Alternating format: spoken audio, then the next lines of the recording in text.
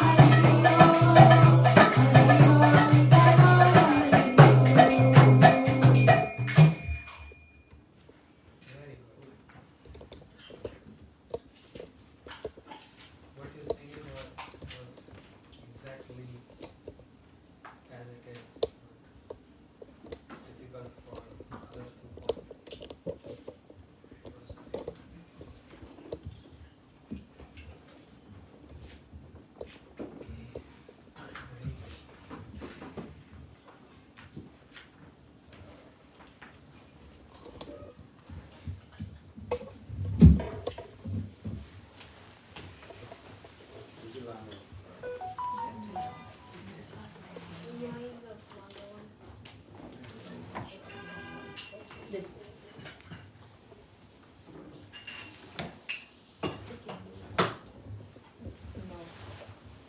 That's okay.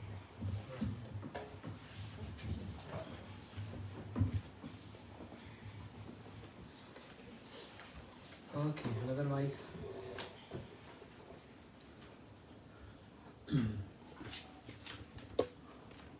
What Anupam to speak something?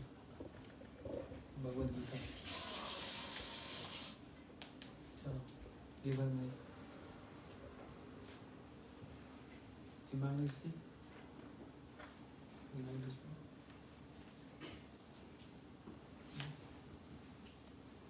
Okay, go on.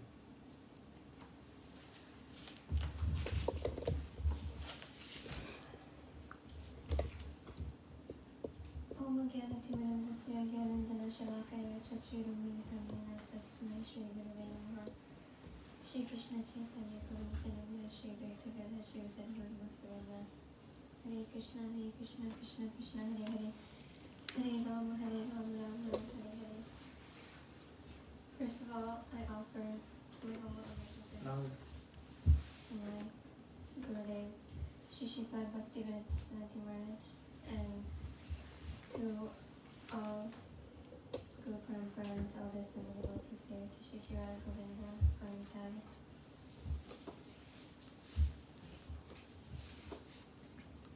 So we're all gathered here today to celebrate Gita Jayanti, which was when Krishna first spoke Bhagavad Gita to Arjuna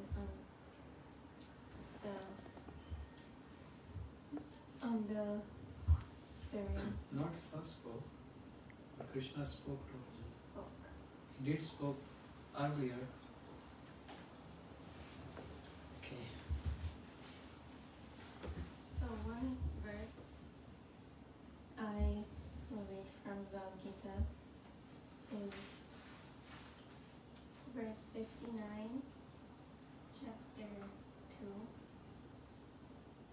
which is Vishaya Vinivartante Niraharasya Dehina Rasa Vajam Rasopasya Param Jatvar Nivartate.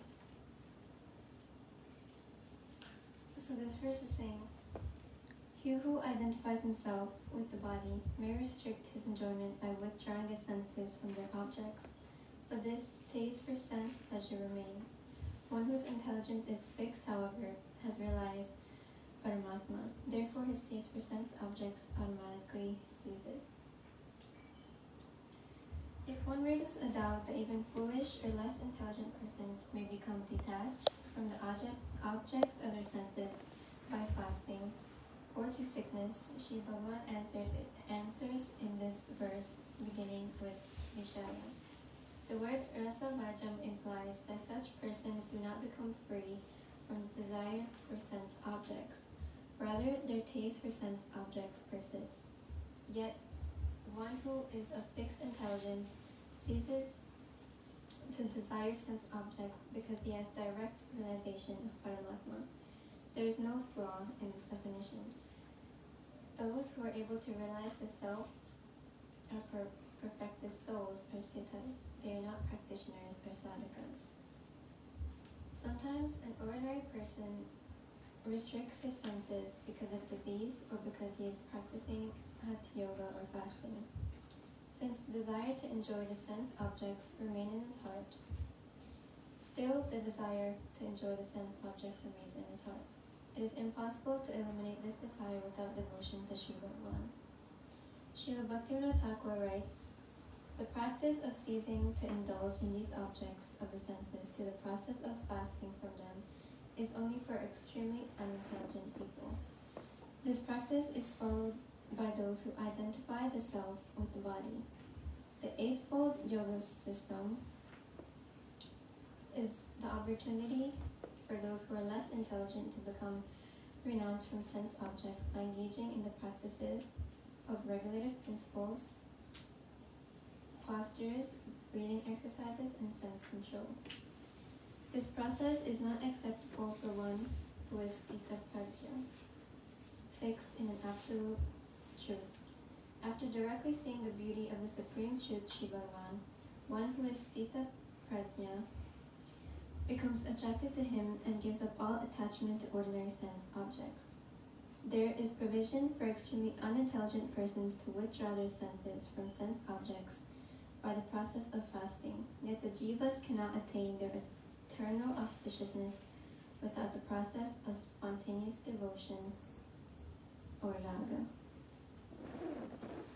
So this verse is explaining about the senses and to become detached from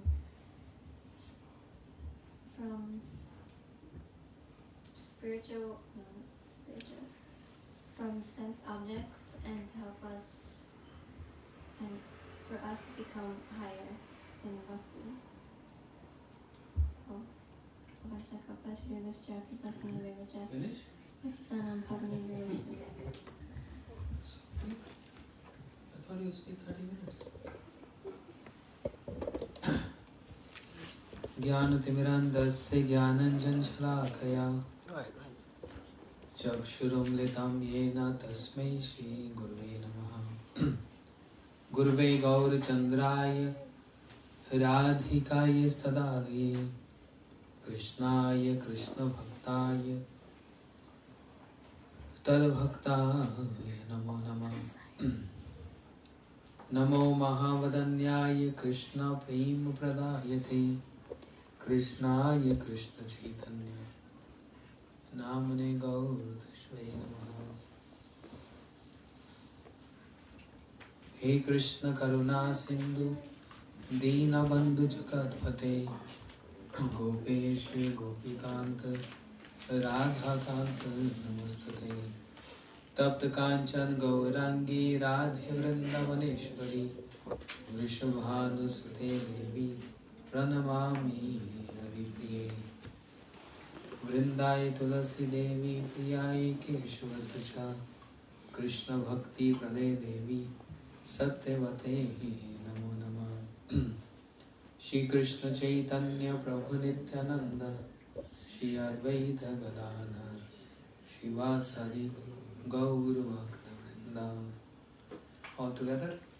Hare Krishna, Krishna Krishna, Hare Hare, Hare Rama, Rama Rama, Hare Hare. Shri Ekadashi Tithi ki jai, Shri Bhagavad Gita ki jai. Thank you so much for coming and welcome on this very auspicious day, the Ekadashi, which means serving divine couple Radha Krishna with 11 senses. 11th day is called Ekadashi, means serving with 11 senses. The day of remembering Krishna and serving Him with body, mind, words and all senses. That's Ekadashi. But this Ekadashi is also very special because Shri Krishna, who is Swayam Bhagwan, means he is not a demigod, but he is the one who is the cause of all causes. His body is transcendental. That Shri Krishna, who is Supreme Personality of Godhead, he spoke something very important and very beautiful, which is mentioned in, which is narrated by Shri Krishna Dvaipad Vedvyas, who wrote Vedas, who also wrote Puranas and Upanishads. So amongst those Upanishads, Bhagavad Gita is called Gita Upanishad. It means Upanishad. Upa means something Upa means one who is superior, and Nishad means to stay with. And that's also the meaning of Ekadashi. To reside with the Supreme Krishna is called Ekadashi. Similarly, Bhagavad Gita is what? Krishna, who spoke beautifully to whom? To Arjun. But just to Arjun? No. There are many so-called pretenders who pretend themselves to be scholar. In India there are so many. And that's why if you go search in India, you get more than 500 versions of Bhagavad Gita. Anyone who has nothing to do, retire from his life, he take Bhagavad Gita and start commenting on that. According to me, Bhagavad Gita is this, according to me, Krishna said this, according to... This is what their perception, and because of their perception, they understand the words of Krishna with their own intelligence, say with their own mind. And for those people, Srila Bhaktivedanta Swami Prabhupada and our Gurudev, they used to comment saying that they only dwell in their mind, or they speaking from their own mind. But this is not the real meaning of Bhagavad Gita, the real intent of Krishna, Bhagavad Gita. And therefore, Srila Prabhupada specifically, when he wrote Bhagavad Gita, when he commented on Bhagavad Gita, he gave the title Bhagavad Gita as my mind, as my intelligence, as my understanding, as my perception, as my realization, as it is. Yes. As it is. That means the intent of Krishna is present in his words. But who can understand those words? Says Ekam Shastram Devki Putra Gitam. The best of all Shastra is the Shastra, the scripture which is spoken by Devki Putra Shri Krishna, means the Supreme Lord. Sarva Vedagao Dugda Gopanandana. Shri Bhagavad Gita is considered to as milk, a cow. And who's milking that cow? Krishna.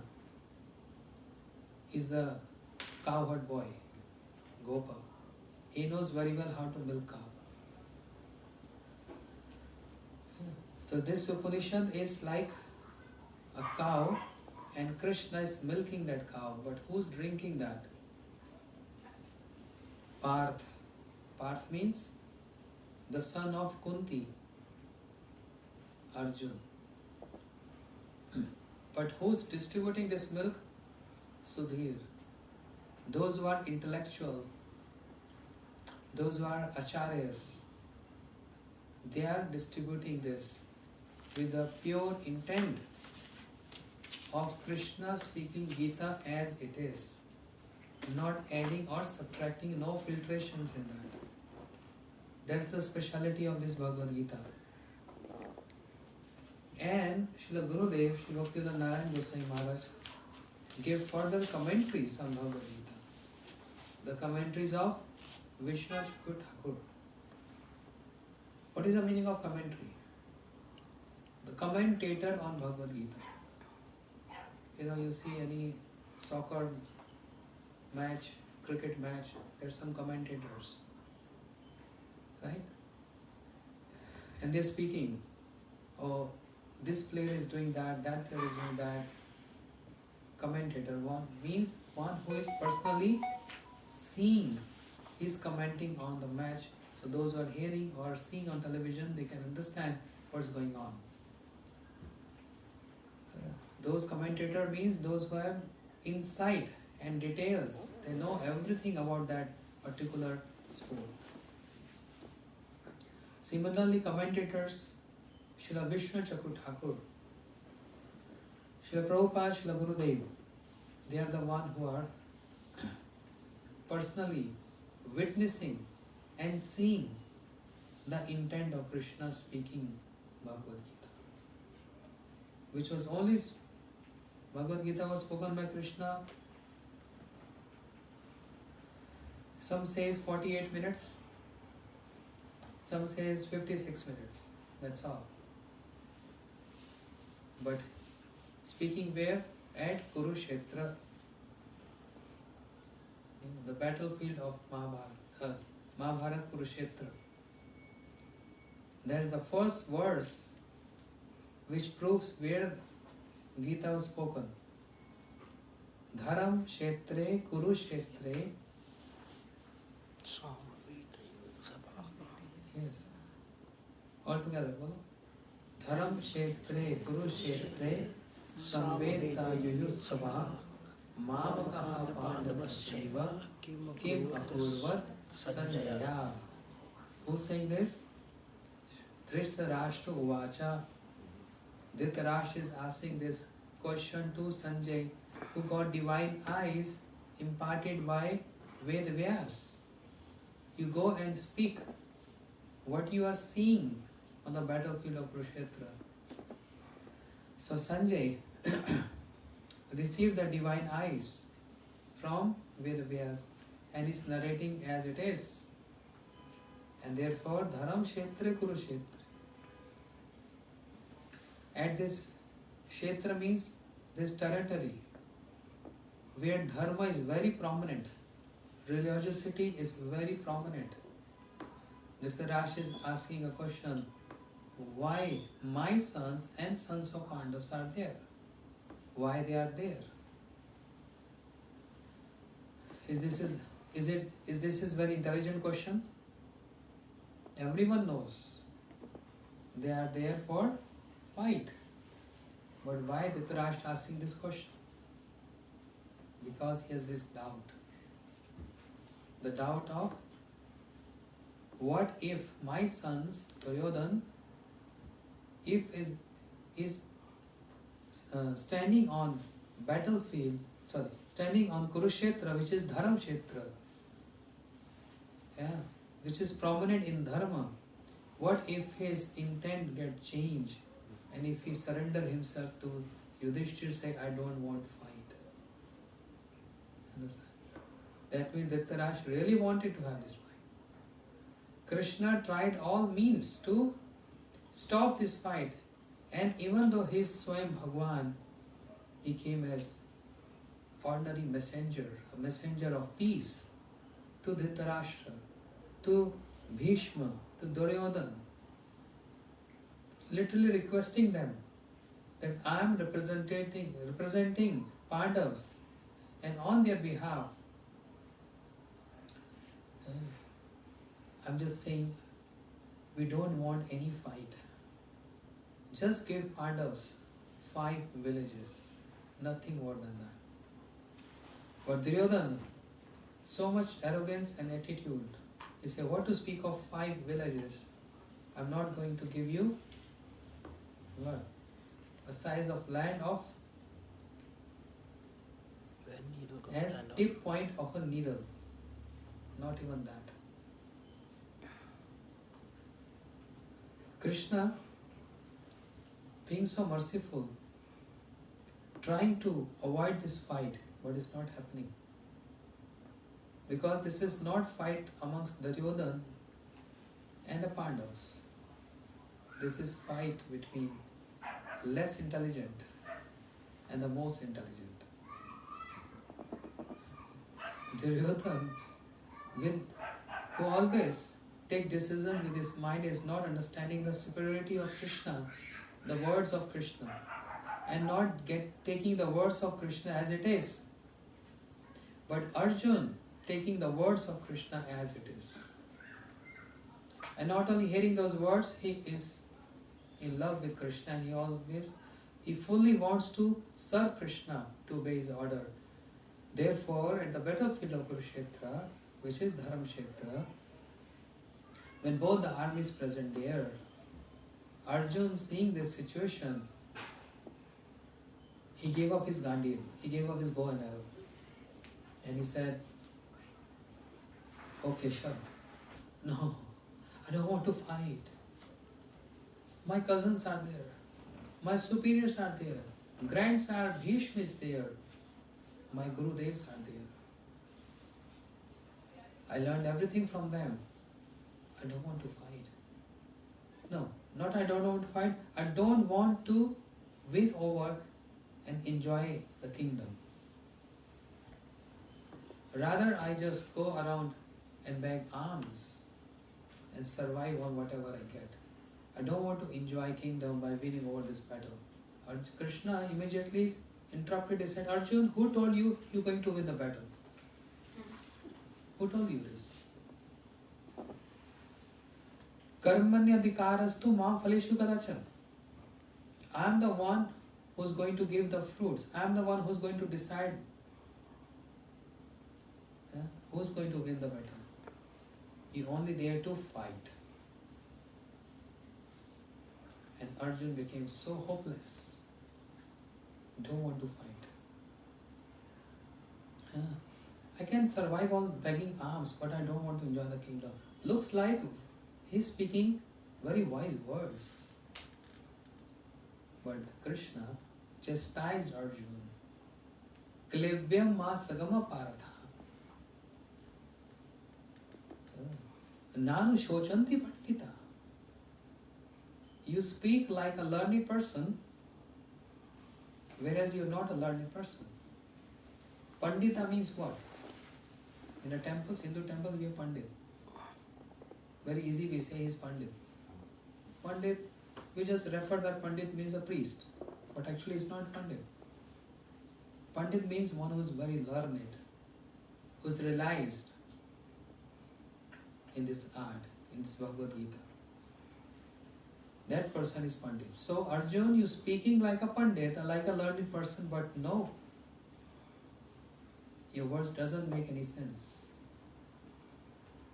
Because you speaking like a Pandit, a learned person, and you're lamenting. A Pandit, a learned person never lament. And you lamenting for these people? You think they're going to die? And that's why Gurudev raised this question. How many died in Kurukshetra? Gurudev raised this question. So one can start thinking, what figure? My goodness, there were like thousands and thousands of people died. And Himangi, what is the answer? 0. 0. Not one person died there. That's so surprising. So many warriors got killed. So many people got killed, but nobody died. Nobody died? No. They got killed, but no one died. How come? Why? Because soul never dies. This is what Krishna he wanted to say to Arjuna. He's speaking very good, wise words. It melting the heart of people. The words like a learned person. And on the other side, you're lamenting for those who we're not supposed to lament. Soul never dies. The Bhagavad Gita starts from here. The concept of soul.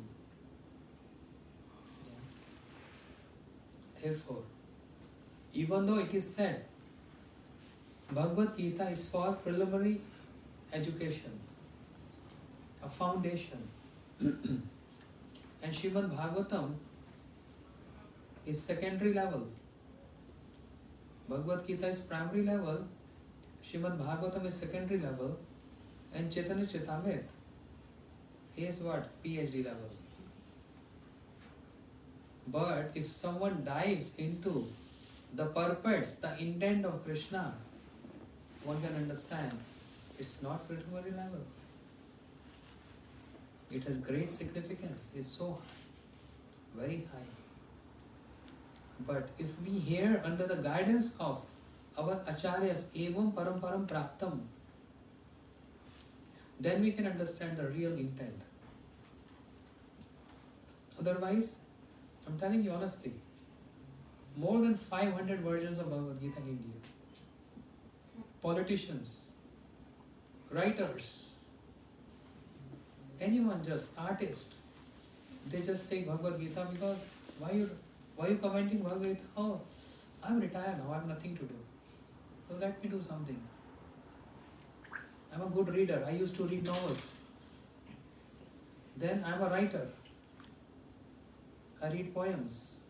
Then I'm a politician. I'm a celebrity. Start writing, commenting on Bhagavad Gita. No, Krishna himself saying Bhagavad Gita, Evam Paramparam Praptam. This knowledge descend in Guru Parampara. So if you're not following the Guru Parampara, your knowledge has no meaning. And that's why Krishna, he chastised those people who with their own mental concoction, with their own whims, try to understand or narrate Bhagavad Gita. That's why Srila Prabhupada, he used to say, the words from Bhagavad Gita, I'm not saying anything, Avajanti ma mura manushyatanam ashrita. Those who considered me as ordinary person, those who considered my words an ordinary, they are avajanti ma mura, they are the most foolish people. Most foolish people. So Bhagavad Gita speaks soul, the concept of soul, body and soul. So Arjun got bewildered. What you saying, Krishna, is also correct. What I am saying seems like also correct. But now I am in bewildered state. What is correct? What shall I do? What shall I follow? I don't understand. So when there is confusion, there is always a fusion. When the fusion comes, when there is confusion. Bhagavad Gita is not for confusion. It dissipates all confusions and all fusions, provided if we hear from bona fide source. That's the most important point. This is bona fide source. This is as it is, with the commentaries of realized personalities, the associates of Sri Chaitanya Mahaprabhu. They commented on Bhagavad Gita. This is the realized source and authoritative source. And if I start speaking anything which is not related to the commentaries, then I'll be at fault and I will go through consequence because I'm bewildering the masses. Don't think that is easy. If I'm reciting Bhagavad Gita, of course I'm going to get credits. But if I'm misguiding the society with my own understanding of Bhagavad Gita, then I also have to go through consequences because I'm changing the words of Krishna, who is supreme, who is not an ordinary person.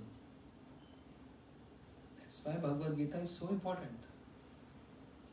Yeah. But if one reads Srimad Bhagavatam and one also reads Chaitanya Charitamrita, then one gets clear and proper understanding of Gita, Bhagavatam and Chaitanya Charitamrita.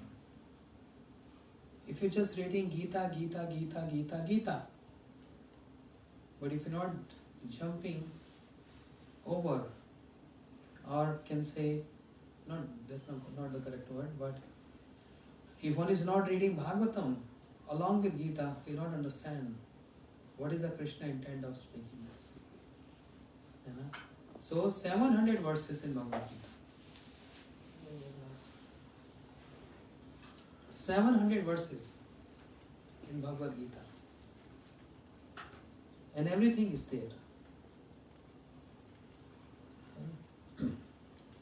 We have no time to read 700 verses. But I was thinking, let us go to the essence. Gurudev's most favorite and our Acharya's most favorite verse of Bhagavad Gita. You know? I'm not saying this is the essence. Bhagavad Gita itself says this is the essence.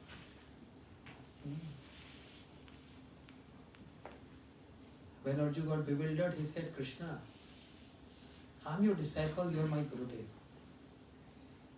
I don't know what to do, what not to do. Shishyaste ham shadimam tam prapannam. I'm your disciple. You my guru, spiritual master. You guide me. What shall I do? When Arjuna surrendered himself to his guru, means Krishna.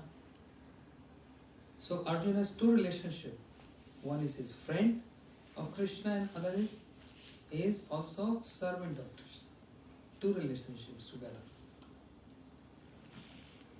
Then Krishna starts speaking Bhagavad Gita. After Arjuna surrendered by saying, I don't know what to do, what not to do. Then Krishna starts speaking Bhagavad Gita. The second chapter, difference between body and soul. So, Bhagavad Gita, now I'm just giving the essence of this. There are how many chapters in Gita? 18. Loud? 18 chapters. The first 6 chapters speaks about Karma Yoga. The last 6 chapters speak about Jnana Yoga. And in middle, 6 chapters speaks about Bhakti Yoga. Why 6 chapters Bhakti Yoga is kept in between, in middle? Because only by Bhakti Yoga one can nourish Karma Yoga, and only with Bhakti Yoga one can nourish the Jnana Yoga. But be careful hearing this. It's not only about just Karma and Jnana. It's about Karma Yoga. Karma means activities. So even sleeping is activity. So that sleeping is Bhakti. If sleeping is Bhakti, then devotees are very happy because you can sleep 8 hours, I am doing Bhakti. Eating is also karma. Means any activity, even scratching your head is karma, is activity. So can every activity, standing and walking away is also activity. So every activity is devotional? No, that's only karma, means activities. But Bhagavad Gita speaks about karma yoga. Yoga means, what is yoga means? To connect. To connect. Those activities which helps us connect to Krishna. Therefore Krishna said, Yat karoshi, yat janashi, yat jaroshi, jadasi yat. Whatever you eat, whatever you drink, whatever you do, surrender unto me. Then it becomes karma yoga. Then walking is also, walking is activity, just a karma. And driving, eating, sleeping, whatever activity we do, that all can be karma yoga. Yat karoshi yat jadashi. Krishna said, if you offer everything unto me, that's karma yoga. Krishna is not speaking about jnana. Jnana means those who try to follow the path of jnana to get merged into the effulgence of the Lord. That is not Bhagavad Gita. That's not Bhagavad Gita. Gita speaks about Jnana Yoga. Those practices by which one can get connect to serve Krishna, not to merge in Krishna. It's two different things. Merging in Krishna and serving Krishna. If you merge in Krishna, how you can serve? Because you're losing your identity in merging in that effulgence of the Lord. When you have no individual identity other than Krishna, how are you going to serve? Because for serve, we need two personalities. One is servant, one is the master. Therefore, Bhagavad Gita is not speaking about Jnana, speaking about Jnana Yoga. Bahuna janmanante jnanvan mam pravarante vasudev iti sharnamiti samahatma sudurlabha. Bhagavad Gita. Vasudeva sharnamiti. One who take shelter of Vasudev, Krishna, Samahatma Durlabh. That personality is Mahatma, learned and very rare. So that's why Bhagavad Gita is in the middle. Now Krishna spoke so much on every subject, every topic. How much can I speak in 1 hour?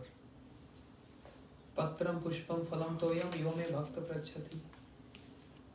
One who offers me with love and devotion, what? A tulsi leaf, a flower, a fruit, a water. I immediately accept that. Provided if my devotee offers this to me. So if a devotee offers this to me, with what? If someone can say, oh, devotee here means only a pure devotee offers. That means then what's going to happen with us, sadhakas? We are not pure at this stage. So if we offering to Krishna is not accepting, then what is the concept of prasadam then? No need to offer. Why Gurudev told us, whatever you eat, put tulsi, offer and eat. Why Gurudev didn't know this? We are not pure, or we are pure or impure.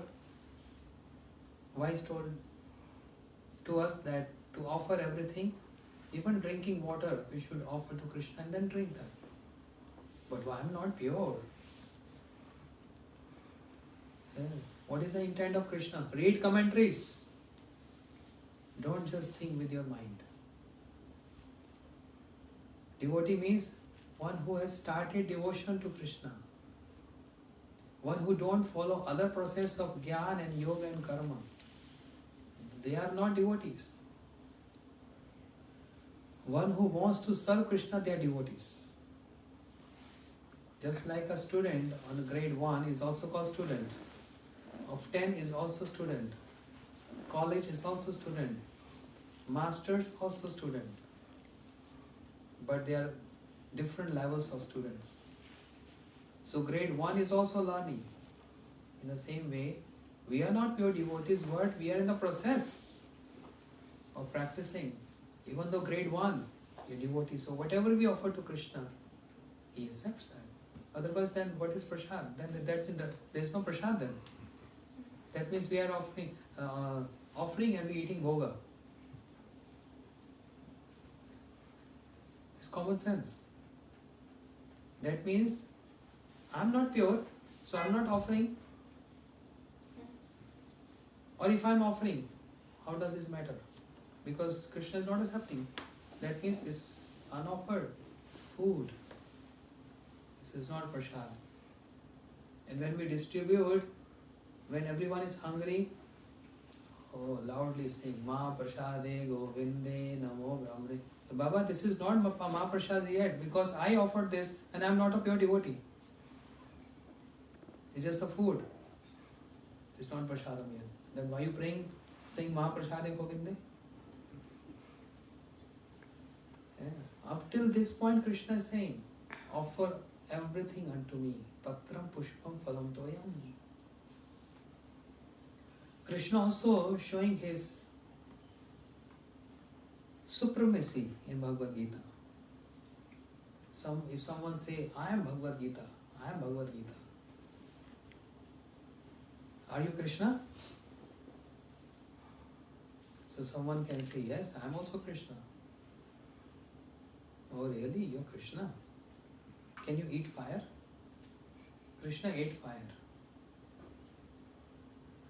Krishna lifted Govardhan hill 7 days, 7 nights. You hold a stone 7 days, 7 nights. Don't sleep. How can you be Krishna? You're not Bhagavad Gita. Bhagavad Gita is what Krishna spoke. And Krishna is showing his supremacy there. Aham sarvasya prabhavo matta sarvam pravartati. Iti matta vajante va buddha va samanvita. I am the Lord of everyone. Everything emanates from me. This is Krishna. I am the Lord of everyone. Everything emanates from me. My service also emanates from me. And I am the only one who can serve myself. Krishna is saying this. See, this is the commentaries. Aham sarvasya prabhavo. I am the Lord of everyone. Everything emanates from me. Prabhu, what do you mean By saying that everything emanates from me, Krishna said, my service emanates from me, and I am the only one who can serve myself. There is no one who can serve myself. So when he says, I am the only one who can serve myself, means his first expansion, Baldev Prabhu, Shri Balaram, Shri Baldev Prabhu, he is the only one who can serve Krishna completely. Another expansion is Radharani, she is the one who can serve Krishna completely. And then the embodiment, the manifestation of that Baldev Prabhu and Shri Radharani is Shri Guru. That's Shri Gurudev, Shri Prabhupada, Acharyas, Guru Parampara. They are manifestation of Baldev Prabhu and Radharani. They can serve Krishna. And because they engage us in the service of Krishna, we also got this opportunity to serve. So, Krishna spoke on many factors, even the social customs, even his supremacy, and is also showing his inclination towards his devotees. Samoham sarvbhuteshu name doshti asti name priya. I am equal to everyone. I am not partial. The question arises if Arjuna asks, Prabhu, you always take care of your devotees. You always worried about them. Isn't it that you are partial to devotees? He said, no. No, no, no. 3 times he said, no, no, no. I am not partial to anyone. I am not partial to anyone. Just like example given. Vishnu Chakur Thakur explaining with an example. Just like if one is standing under a tree which has laden with fruits.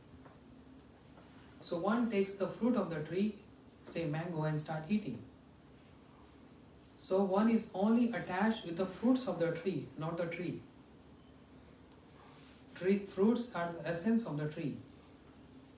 So attachment is on the fruits, not the tree. But if someone is sitting under desire fulfilling tree, kalpataru vriksha, right?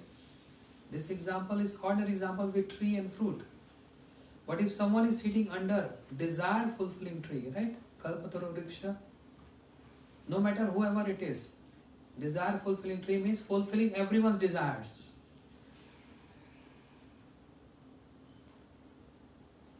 A pious person or impious person, whoever comes and stand under that desire fulfilling tree, all his desire get fulfilled.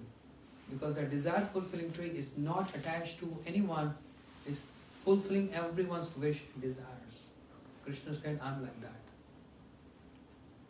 Whoever approach me, whatever mood, I supply everything. Akamo sarv kamo va moksh kamo darihi. Those who come with desires, those who come without desires, or those who comes with a desire of liberation, I fulfill everyone's desires. But that's why I'm not partial. But if you say I'm attached to my devotees, that's not my defect. So don't point out that. Krishna immediately said. But if you pointing out to me saying you are attached to your devotees, that's not your problem. And you can't say this is my defect. Yes, I am attached to my devotees. That's the only area where I am attached. And they are attached to me. Why? I dwell in them, they dwell in me. But Prabhu, the entire universe is dwell in you. And you are in the entire universe. All the universe is in you. This is philosophy. All the universes are in you. And you are in the universe. And this is a vision of a pure devotee Mahabhagavad. Sarvbhuteshu yapashyat. You see everyone in the Lord, and Lord is present in everyone. Krishna said that's true. That's true, 100% true. But I personally as Krishna, I reside in the heart of my pure devotee. You can't find a defect in that. That's my natural inclination towards my devotee. You can't say I'm partial. I'm equal to everyone, supplying everything, whatever they want. But if I'm attached to my devotee, what's wrong in that? And be careful. I'm beware you. If you see any fault in my devotee, then you will be subject of my anger. And then Krishna said, Api che suduracharo bhajte mam ananya bhav sadhur eva sammantavya samvapyastehi saha. If you see my devotee doing any abominable act, still consider him as sadhu. Prabhu, it's so difficult to digest this. You have to digest this. On what grounds? Apiche suduracharo bhajte mam ananya bhag. On the grounds of that, he is one-pointed surrender to me. He is not deviating from one-pointed surrenderness to me. That means he only accepting bhakti yoga as the topmost process to get proximity of the Lord. He is not choosing any karma or any jnana or any Brahma Bhuta or any merging in the effulgence of the Lord. He is not even looking at those processes. Bhagavad Gita. Apiche suracharo bhajte mam ananya bhag. One-pointed devotion unto me. On that grounds, I say this. Even if we commit any sinful act, abominable act, still consider him as my devotee. And if you question why, Krishna said, my order is authoritative in that. And you can't challenge my authority.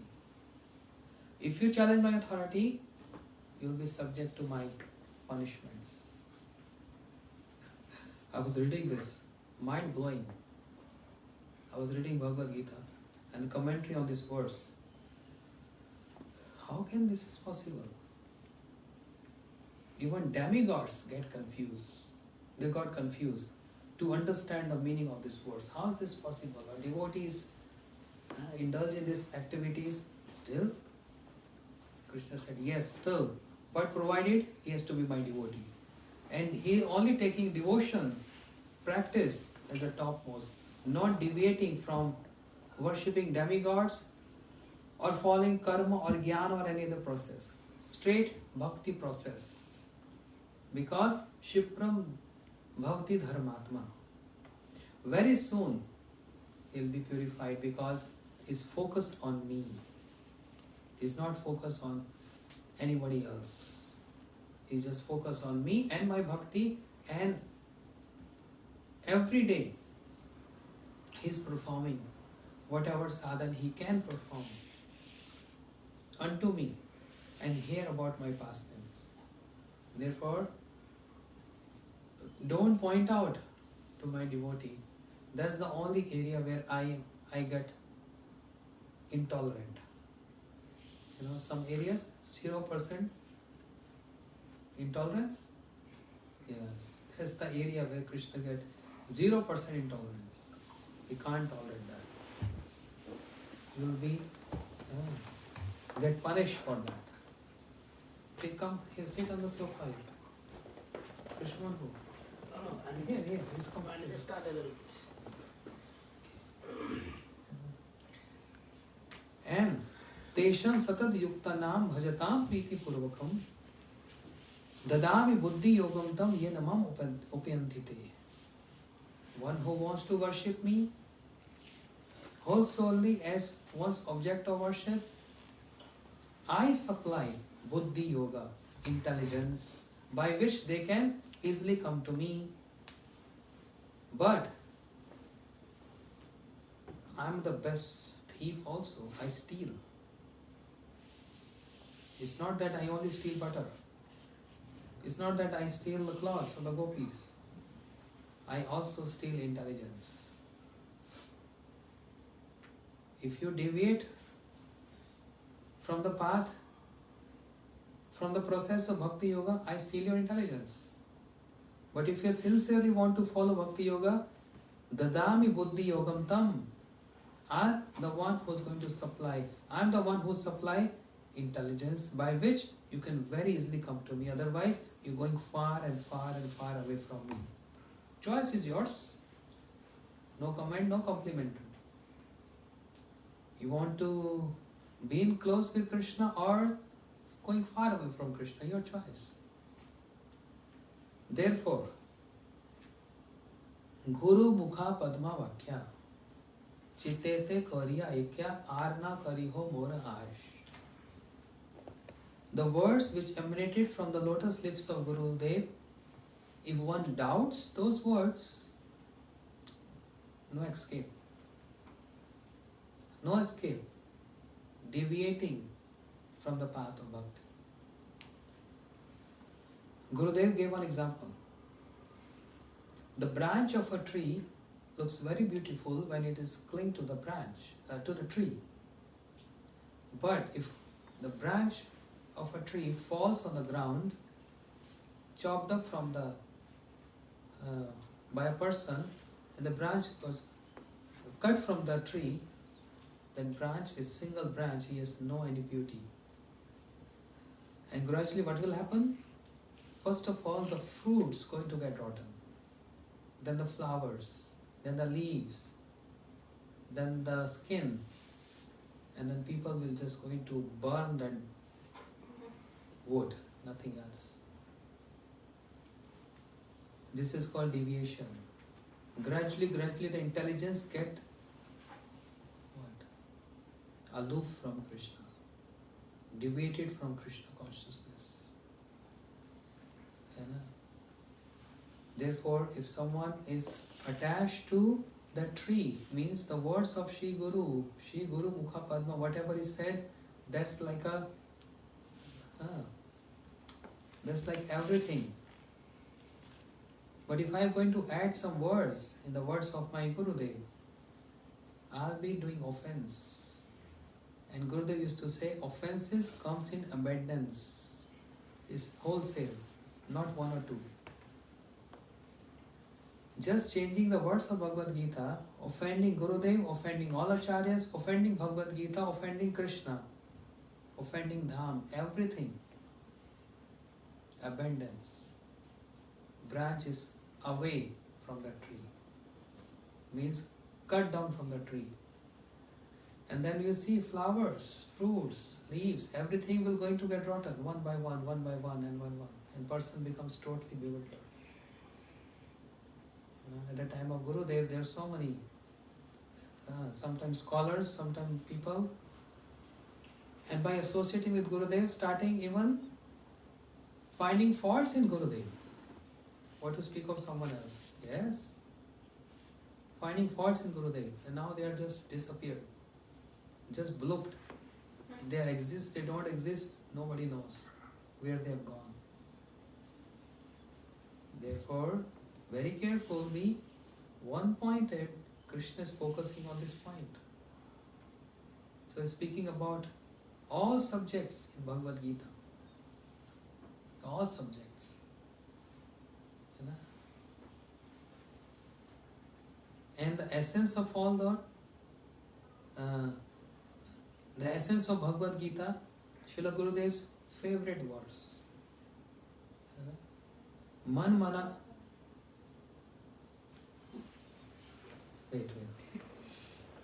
Before that, so anyone can doubt that I'm saying this is the essence of all the verses of Gita, but Krishna is saying, Sarv Guyatam Bhuyaha Shunu Me Param Vachaha.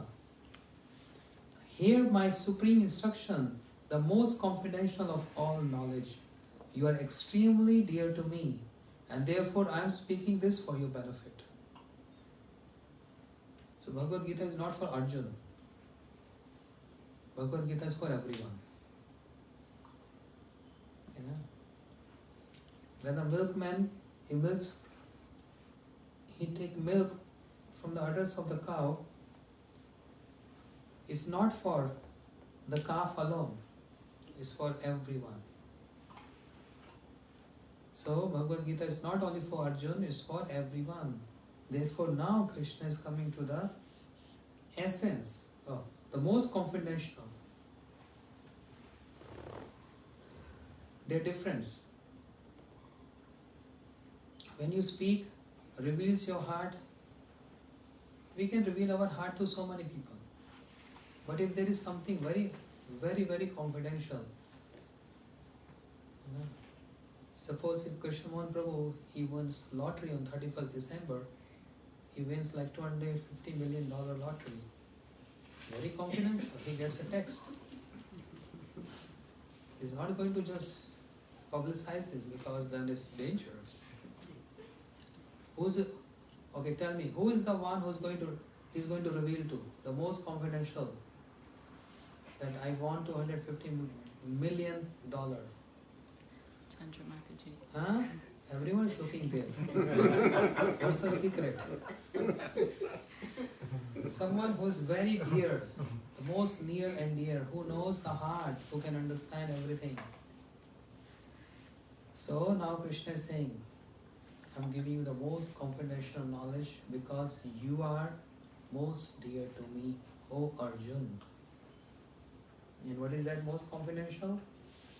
Man mana bhav madhubhakto madhyaji mam namaskaru mam evayasi satyam te prati jane priyos me priyasi me. Sorry. Krishna is saying, I'm not saying, Krishna is saying this. Absorb your consciousness in me. This is the most confidential knowledge. Absorb your consciousness in me. Become my devotee by dedicating yourself to such practices as hearing about and glorifying my names, forms, qualities and pastimes. Please listen again. I'm not saying this. Who's speaking this? To? And he's saying, I'm giving you the most confidential now. Until now, so we are almost on the 18th chapter, towards the end of Bhagavad Gita. So far, he spoke so much about how you can attain me, what is the nature of my devotees, what is the nature of my bhakti, what is karma yoga, jnana yoga, everything. Knowledge. But now confidential part. This is towards the end of Bhagavad Gita. Now listen the confidential part. Absorb your consciousness in me, not absorb your body in me. This is how one can change the words. Absorb your consciousness in me, not absorb your body in me. That is called merging in effulgence of the Lord. Krishna, is he saying this? Absorb your consciousness. Man mana bhav mad bhakto. Absorb your consciousness in me. Become my devotee. Mad bhakto. Become my devotee. Not become karmi. Not become jnani. Not become yogi. Become what? My devotee. How? By practices as hearing and glorifying my names, forms, qualities. That way you can become my devotee. And then worship me. Don't worry about worship some other one, some demigods or. Just worship me. And offer obeisances to me. Thus, you will certainly attain me. This truth I swear to you, because you are most dear to me. Can you imagine if someone speaks something like this to one's partner, one's friend? I swear to you. That means there is so much gravity in that words. So there are many ways to. Please listen to me. Shukdev Prabhu, listen to me. Shukdev Prabhu, I promise. Shukdev Prabhu, believe me. What if I say, Shukdev, I swear. Imagine how much gravity in that words. Krishna is saying this. This truth, Krishna is saying, imagine, this truth I swear to you because you are most dear to me. That's the important part. Confidential topics are only shared with someone who's near and dear. No one else is claiming this. Krishna himself is claiming. And by this we can understand how dear is Arjuna to Krishna. How dear. And because of the fact Arjuna is dear to Krishna, Krishna imparts this transcendental knowledge, Guhyatam, confidential knowledge to Arjuna. There's another fact there. Arjuna don't want to fight, as I said in the beginning. Remember? Arjuna don't want to fight because I don't want to kill my own people, I don't want to kill my gurus, I don't want to kill my cousin. Rather I just go back arms. Krishna immediately interrupted in that. Arjuna, maybe it appears you're speaking correct. Maybe from your perspective you're speaking correct. But this is your self-centered. This is not what I like. You are self-centered. You're not Krishna-centered. There's so much difference. Being a self-centered and Krishna-centered. Even though how wise I may speak, those wise words which are not surrendered to the Lord, which has nothing to do with Krishna, is just like is addressed as the pilgrimage place for the crows to sit. Where the crows sit? Garbage. Crows never sit on the good things. Not on a beautiful garden. Yeah? Crows always on the garbage. Eagles always on the dead animals. So self-centered and Krishna-centered. A big gulf of difference. Self-centered and Krishna-centered. Arjuna is trying to be self-centered. Krishna interrupted in between because very dear. Only to a dear one can exhibit anger, one can exhibit affection and love. Dear ones. With outsiders, no, that's fine, it's okay. A child break, say any cup, any glass. We're not going to chastise the child. No, it's okay, it happens, it's a small baby. Children always do like that. When the child of our home, if we do something like that, then you see. Blast. Yes, Savitri Mataji? Then you see what's going to happen. Becomes gynaes. Because it's dear. It makes a difference. One's relationship. Krishna has relationship with Arjuna. Close relation. And others are far distance. Therefore Krishna interrupted in that understanding of Arjuna. Interruption there. What you're saying maybe is wise words, but your satisfaction is the center of your words, not my satisfaction. So what Krishna is doing, bringing Arjuna to Krishna's satisfaction, not your self-satisfaction. You don't have to be self-centered, you have to be me-centered, Krishna-centered. Therefore, confidential knowledge. Yeah. This truth I swear to you because you are most dear to me. So, Manmana Bhav means becoming my exclusive devotee. Meditate on me. Exclusive. If moment you deviate from me to other process, karma or jnana, that you are not exclusive to me, then I am not going to reveal confidential knowledge. Then you are not dear to me. One little deviation from there. Krishna don't like the idea. Manmana bhav means you should meditate on me. Do not become a jnani or yogi and contemplate me as they do. Direct instruction of Krishna. If I am not following this, I am fool number one. Do not become a jnani or yogi and contemplate me as they do. They are foolish people. They are rascals.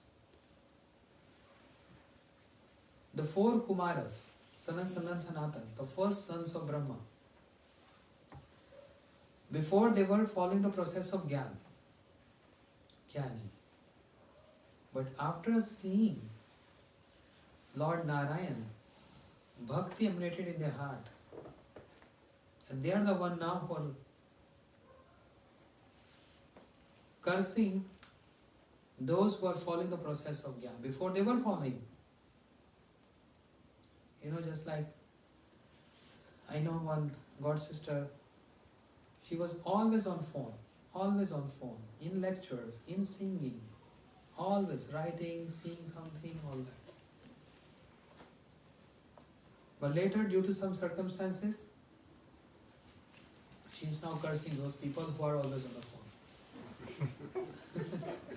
phone. Why these people are stupid? They are always on phone, looking something, testing something. Be focused and concentrate. I'm just looking her face. Really? Really? Is it true? What you're saying was correct. Yeah, because now circumstances are different. So four Kumaras, they were following the process of Jnana. But after seeing the Lord, Bhakti came in their heart, and now they are cursing. Tadvadna riktamateo yato viruddha shodganam taranam bhajava sudevam. Those who abandon the path of bhakti and follow the karma, follow the jnana, the process of jnana, they are riktmati. Riktmati means empty head. Other word for that is dumb person, foolish person, unintelligent person. Tadvadna riktmateo. You are stupid. You gone crazy. You gone mad. You gave up, abandoned that pure, sublime, and such easy path to become a confidential, become the recipient of the confidential knowledge of the Lord. But you are dwelling in what? All this other process which is not even appealing to Krishna. Because we never hear saying Karmi Vatsal Bhagwan ki jai. We never hear saying Yogi Vatsal Bhagwan ki jai. We never heard saying people saying Jnani Vatsal Bhagwan ki jai. We always hear what? Bhakt Vatsal Bhagwan. That Bhagwan whose affection towards devotees. So that means those karmis, jnanis, yogis, they are not devotees? No! They got different titles. They are karmis according to their activities and understanding. They just flattering the Lord.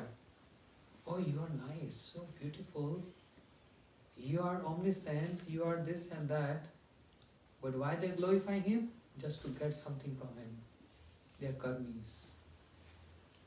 Just artificially flattering the Lord to get their desire fulfilled. Then jnanis, that's why they are not devotees. How we can put them in the category of devotees? No. Then jnanis. Who wants to get merged in the Lord?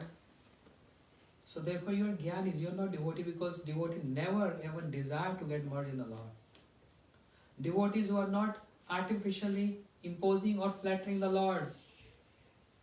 They truly love the Lord, and they, whatever they express is out of love. So the category is different. Devotees. And Krishna is emphasizing on this. Do not become jnani or yogi. Alternatively, Man mana bhav means you should become like that person who has offered his mind to me. Sham Sundar, who I am showering upon you a sweet, merciful glance from my most beautiful moon-like face, which is adorned with exquisite eyebrows and softly curly hair.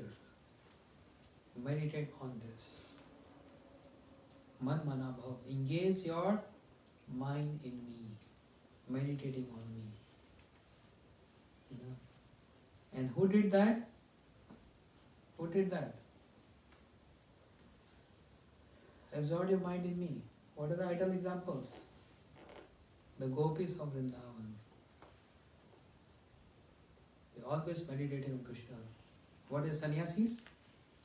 Aloof from the world? Not married? They were married.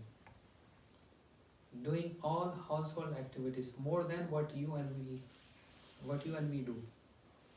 You're not milking cows, right? You're not taking care of cow dung, right? You're not cooking on that wood oven, right? Everything is instant and gas, and cooking is easy. Gopis are brooming the whole house. No need to broom. You have a robot. Just put on the button and robot goes and start brooming.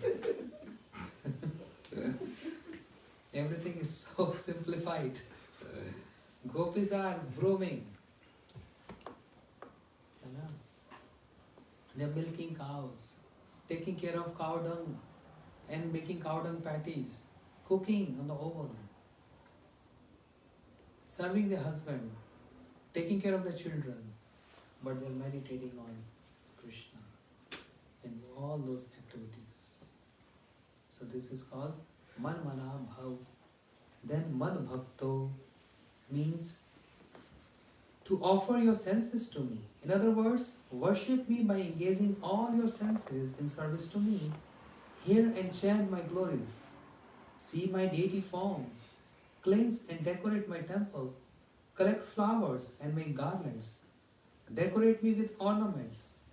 Offer me an umbrella, fan. Fan me with a chamber. And perform other services. This is called Mad Bhakta. So all of you do this. At home, everyone has altars, small or big, whatever. We see the deities, we decorate them, bathe them, offer food ingredients to them, fan them. So this is all the process of devotion. Devotion. Krishna is saying, the next step, first step is Man Mana Bhav. Absorb your mind in me. Very difficult. Mad Bhakto, become my devotee. Little simple. Third process, the third step. Madhyaji.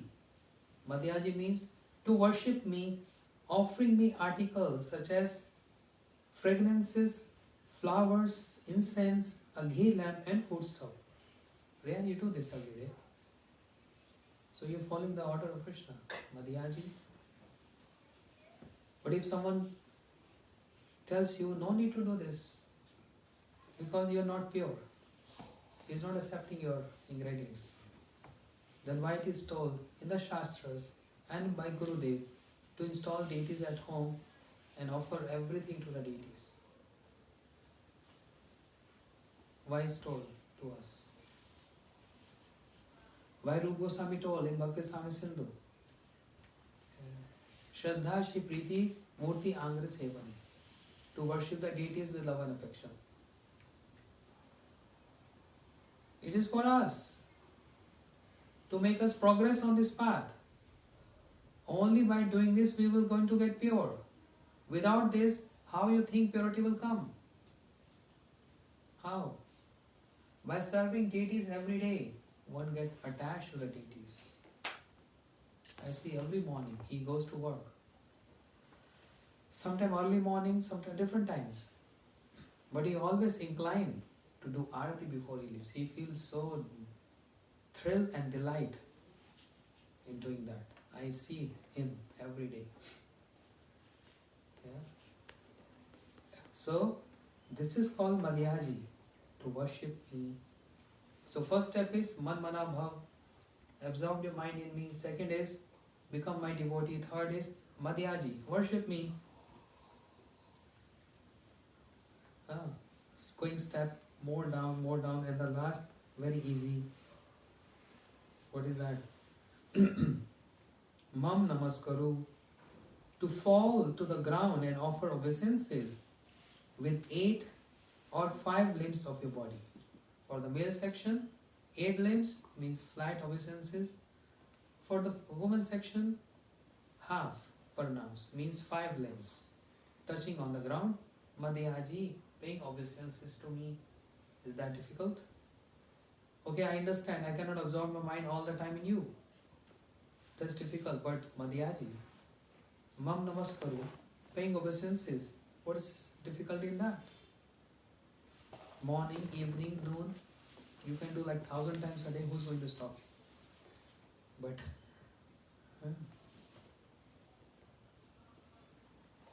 you think this is simple?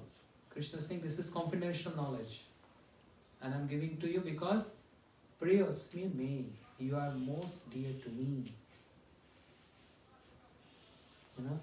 So Vishnu Chakur Thakur, commentator, is saying Krishna used, he said, you try to understand, Krishna used the word Satya means truth.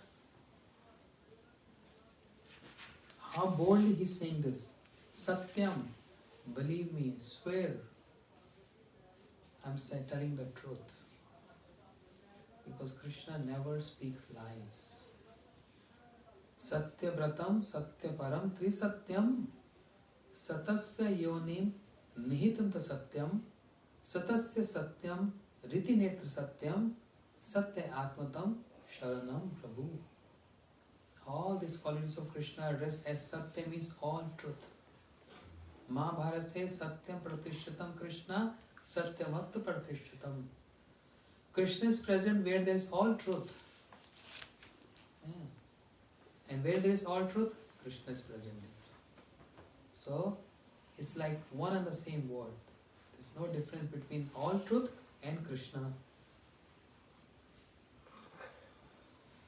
Arjun raised one doubt here. The people of Mathura take vow at every step, but in fact they are unable to maintain them. So how can I faith in the vow of you? You are the Lord of Mathura. Krishna, you are the Lord of Mathura, Devi Nandan. You have taken this vow. How can I believe you? Because I see the people of Mathura, they are breaking their vows, their promises. Krishna responds, although what you say is true, I am making this promise because you are very dear to me. A person does not deceive those who are dear to him. So boldly, Krishna is saying this. So, this is this.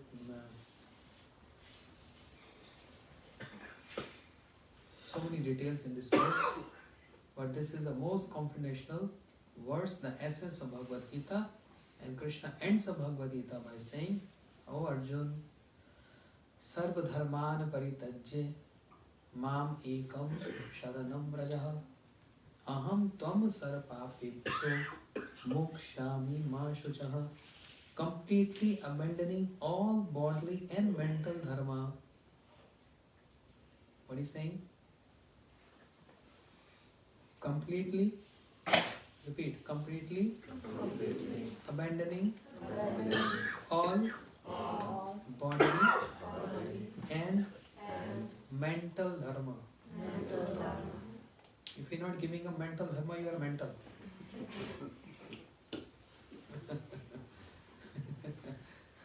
Bodily and mental dharma, this is a mental concoction you creating with your own mind.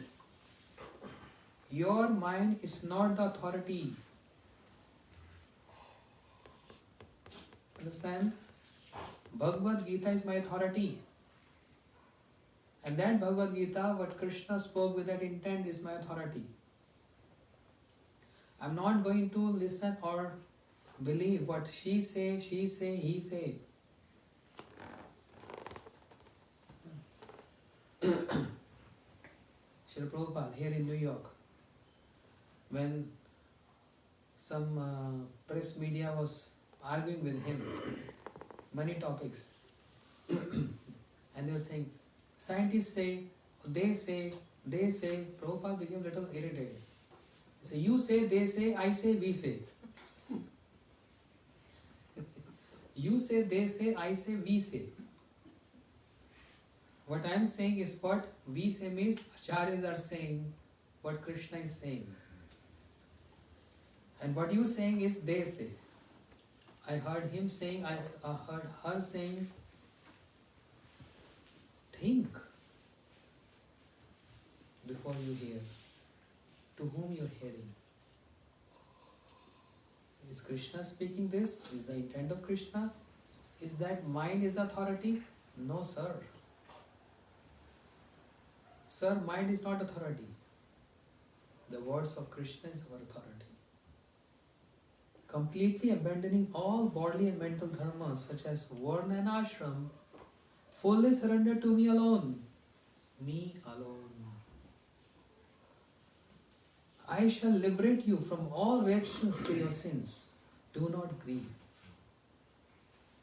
I am saying this. Don't worry. So Krishna, Arjuna asking, should I perform meditation on you and also fulfill my ashram dharma? Means, if I'm a brahmachari, I'm a grasthan, vanprastha or sannyasi, in accordance with a particular stage of life or ashram? Or should I exclusively perform meditation and so forth and not depend on any other dharma? What shall I do? Krishna speaks these words beginning with renouncing all types of varnashram dharma. Give up all other dharma. So if I give up all other dharma, what shall I supposed to do? Something has to be done. Krishna said, exclusive devotion only unto me. That's it. That's the final verdict, the final order, the final law. I'm the lawmaker.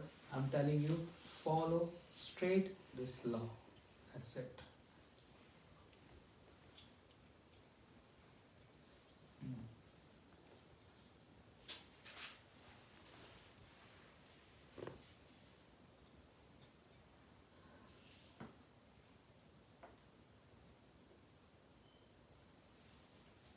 Yeah. Okay, I'm ending up in 2 minutes.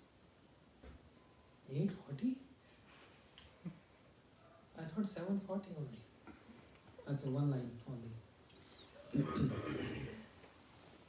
It is necessary to explain the meaning of Gita verse in accordance with profound statements of Sri Bhagwan, Sri Krishna. And what is that? You should take absolute shelter of me and not surrender to dharma, jnana, yoga or any of the demigods. You should take absolute surrender to me and not surrender to dharma, jnana, yoga or any other demigods. Otherwise, your bhakti is mixture, is not pure bhakti. It is mixed bhakti, not organic. Some chemicals are there. What chemicals are there? Karma mishra bhakti. Your bhakti, maybe you think you chant. You know what Gyanis do? You have not been to Haridwar, Vrindavan, many places. So you don't know much. You are pure devotees. But we see a lot. In Haridwar, in Kashi, Vrindavan, those sadhus who follow the process of Gyan, they also worship Radha Krishna. They read Bhagavad Gita. They recite Bhagavatam. They do chant and sing. Why they are following all this? To achieve their goal. And that is what? To merge in Brahma. And the moment they get perfection, they throw the deities out in the street. My task, my accomplished. I don't need you now. So they are using Bhakti Yoga. Okay, very important point. Keep this in head. You can relate this very well. They use bhakti yoga to nourish their process of jnana and karma. Try to understand this. They use the practices of bhakti yoga to nourish their ideals. Their ideals is jnana. Whereas it has to be what? Using bhakti yoga only for the sake of bhakti yoga to please the Lord. But what they do? They know very well, without following bhakti yoga, they can't accomplish their goal. And their goal is jnana, to get merged in Lord. They can't accomplish, they can't achieve that goal. So they take help of bhakti yoga. That means they minimize bhakti yoga to achieve their goal, which is jnana yoga. Understand? They're minimizing the superiority of bhakti yoga. That's why Krishna don't like them. And even if they offer flowers to Krishna, I'm not saying scripture's words. They offer flowers to Krishna. Krishna says, it appears to me as they are throwing tridents on me. They are throwing stones on me. It's not flowers. Because their intent is jnana. So Bhagavad Gita is not promoting jnana. There's so many verses where he's cutting these arguments. And is only establishing devotion, devotion, devotion and devotion. Bhagavad Gita is all about, it's not about Krishna. It's all about bhakti and bhaktas. And the promises of Krishna to my devotees. Therefore, Arjun announced this. Na me bhakta pranashati. My devotee never destroys. If anyone try to destroy my devotee, he will get destroyed. He will go through destruction. My devotee will become famous, but who's trying to destroy my devotee, he will get destroying himself. As Duryodhana, he was very envious to Bhim. That's in Mahabharata. Duryodhana is envious to Bhim because Duryodhana know very well Bhim is very powerful. And Bhim is going to take over the whole Hastinapur, my kingdom. If Bhim is present, I am not going to have any say here. Better I should kill Bhim. Understand? Bhim is going to take over everything. Because very powerful. So what Duryodhana did? He made a plot. And he gave a poison to Bhim. You see? And with a very flattering words. Oh brother Bhim, I brought such beautiful cake for you. Very delicious cake. And Bhim taking Duryodhana, simple because he's devotee, right? Bhim is devotee. Oh brother, you brought cake for me. Some sweet. And Bhim ate that. And after eating, Bhim became unconscious. And Duryodhana threw him in the pond. So that he's dead now with the poison. And no one can even see him. I will declare he got disappeared from the world. Because if he's in water, he can't even come out. He's dead. That was the ill intent of Duryodhana towards devotee, Bhim of Krishna. And you know what happened? In the water, the king of the snakes, they saw a beautiful young prince, effulgent. He's in water. Somebody threw him or he slipped, he is in water. So snake, they know very well, they smell Bhim and they understood somebody has poisoned him. So they took out all the poison from the Bhim. Bhim came back to consciousness. And the king of the snakes, they asked, who are you, beautiful prince? You look very powerful. What is your identity? Bhim said, I am son of Kunti, my name is Bhim. Oh, Kunti. Kunti is my sister. That means you are my nephew. And he embraced him. somebody has poisoned you. Do you remember? But now Bhim, he is not ill-minded. He is very pure because his devotee, he always compassionate on everyone. And he said, no, nobody poisoned me. It's just I was playing. I slipped and I fell in water. The king of snakes smiled. He said, you lying to me? I'm the one who took all poison from you, out from your body. Are you lying from me? Somebody has did to harm you.